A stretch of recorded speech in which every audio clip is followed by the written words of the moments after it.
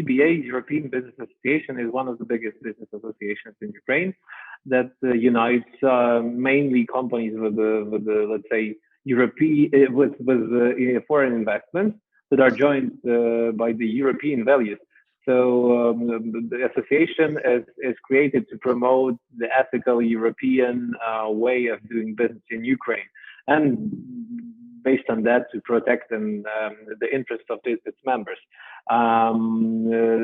Approximately 1,000 companies now are members of the association. And for efficient activities, we have created a number of committees, which customs committees, where I have an honor to be a co-chair, is one of them, and is one of the biggest open committees because international trade for companies, mainly with the foreign investments, is really important factor to stay updated on, to know the newly established amendments, legislation changes, trends, or to solve some problematic issues with the key stakeholders. So based on that, I believe the association is that efficient within the last years.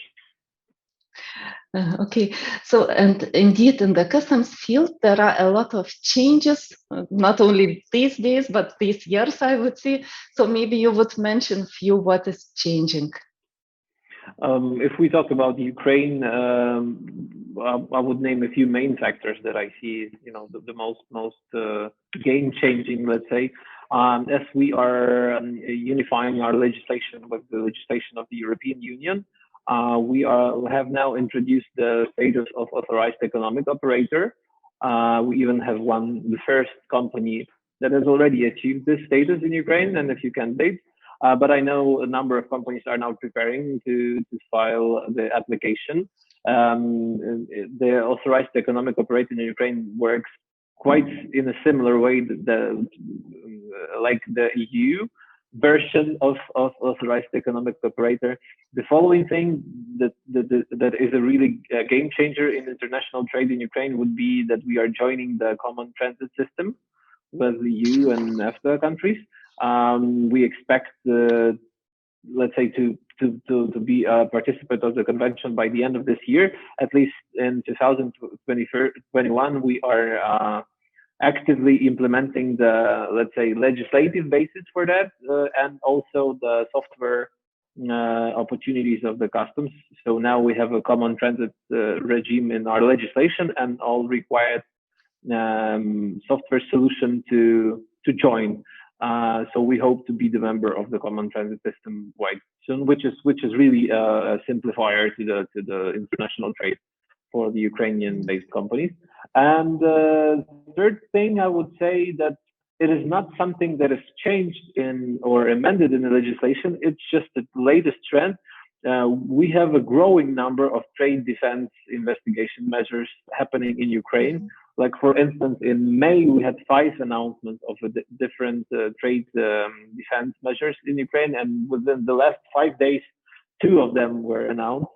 And as it looks more to come, so Ukrainian or foreign companies in Ukraine start actively using the remedies and opportunities to protect the national producer. So, which is the game-changing trend, let's say, like this. Of course, I can elaborate a lot more in details about interesting things happening in Ukraine, but this would be like top 3 from my point of view. Memorandum of cooperation, as the cooperation is the key for this conference. So please, a little bit elaborate. What does it mean for EBA, why EBA has signed the memorandum, and what does it mean for the members? Okay, yeah, thanks for this question. As I said, we are not only open-minded to get new decent contacts, we also want to share the European members the European values among our members. So, of course, it is a nice chance to cooperate from somebody from the EU in the same sphere. But also specifically, as far we have a lot of very similar things implemented in Ukraine that are already existing for the years in the EU. It is really valuable to have a chance to share this experience, with our members, how it works in the EU, or how it works particularly in the EU as of the moment. That's why this kind of memorandums are really, really important and interesting. Thank you, Oleg, for sharing. And to finalize our conversation, what you would wish, what is the vision for the future? How would ideal future look like in terms of cooperation among associations, in terms of relationships between customs and the businesses? So I would say there is no more globalized theme than the international trade. So our only choice to development is to cooperate. I would say important thing to altogether to finish the corona